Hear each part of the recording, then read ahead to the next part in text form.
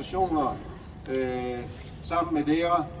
Og det er det, jeg lige vil fortælle lidt kort om. Hvorfor er jeg egentlig her? Og for mig der er det egentlig en opfordring til dere her også, at vi fortæller hinanden, hvorfor er vi her? Hvad er det, vi vil ved at stå her og demonstrere? Det er så det, jeg kort vil fortælle. Jeg står her sammen med mit skilt. Og det skilt, det lavede jeg på opfordring fra Præder, fordi det skulle vi bruge til Lysfestivalen. Og jeg er sådan en meget lydig person, så det gjorde jeg. Men jeg var den eneste til Lysfestivalen, der kom med sådan et hjemmelavet skilt. Men det gjorde nu ikke, at det ikke også på Lysfestivalen, synes jeg, var rigtig dejligt at være samlet. At vi gik derned sammen, og der var mange palæstinensiske flag, og der var også mit lille skilt. Vi bliver set, og vi bliver hørt. For eksempel på Lysfestivalen læste jeg senere, jeg hørte det desværre ikke, men fra scenen, der sagde sangeren Depresno, inden han gik i gang med sin forestilling, at han havde bemærket os, der stod med flak og med skilte, og at han hyldede os og kaldte os legender. Og så sagde han,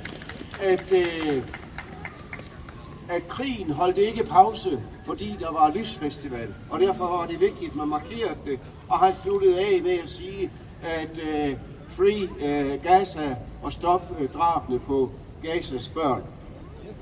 Det synes jeg bare er en lille ting, som kan være med til at give os håb, hvorfor at det er vigtigt at være samlet og markere over for hinanden, også hvorfor vi er her.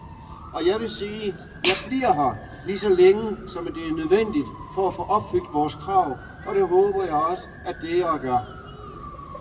Og så kort omkring de krav, fordi jeg har en lille pointe. Jeg er enig i alt, hvad der bliver råbt herfra, og jeg råber med. Men jeg synes også, det er meget vigtigt, at man nogle gange kan sige kort, hvad er det egentlig, hvad er de væsentligste krav? Og det skal være krav, som man så kan uddybe i diskussioner og samtaler sammen med venner og andre. Og jeg fandt jo så ud af, at jeg skulle lave det her skilt, fordi jeg tænkte mig godt om, hvorfor er det egentlig, jeg står her? Og det står på det her skilt. Jeg står her for at stoppe bomber og mord. Jeg står her for at være med til at støtte palæstinenserne i deres kamp for et frit Palæstina. Og jeg står her, fordi et frit Palæstina kun kan være sammen med en værdig fred.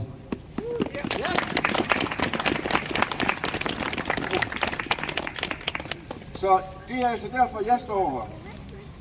Og jeg håber så, at I også vil fortælle og dele med os andre, så vi kan skabe en fælles historie, som vi også kan fortælle til andre, til vores venner, som ikke er her, og til folk, som vi ikke kender. Men at vi kan hjælpe hinanden med at fortælle, hvorfor er vi her, og hvorfor er det så vigtigt, vi er her.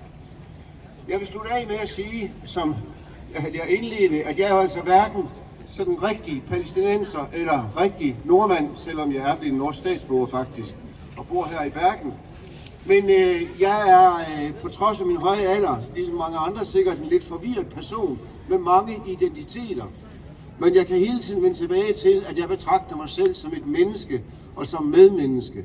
Og i denne situation, der er jeg og føler jeg mig som palæstinenser, for deres kamp er vores kamp. Det er alle menneskers kamp. Frit Palæstina!